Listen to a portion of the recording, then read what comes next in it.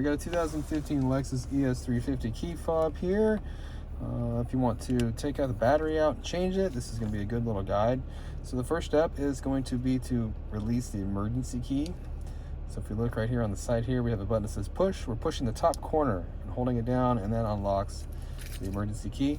And once we have this out, we have a slot here, right? This vertical slot here that you can put a small flathead screwdriver in. It doesn't go very far in.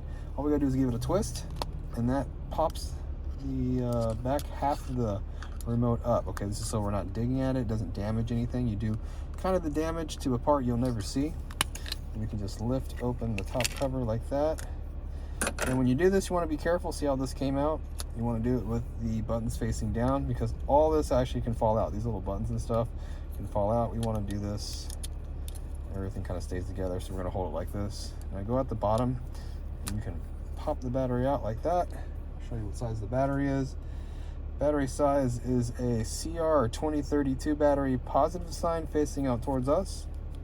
I'll have the recommended battery brand and a link down in the description below where you can get it. It's going to be the correct size for your remote. So if you want to pick one up from Amazon, check that out. Click that. Makes it super duper easy, super fast.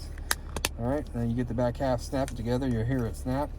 And you look around, and if it looks like it's all put back together, go ahead and get your emergency key, put it back in. If it locks, you're all done. Well, I hope the video was helpful, and if it was, appreciate it if you could hit that like button for me or leave me a comment if you could. And I hope to see you again in another Lexus video.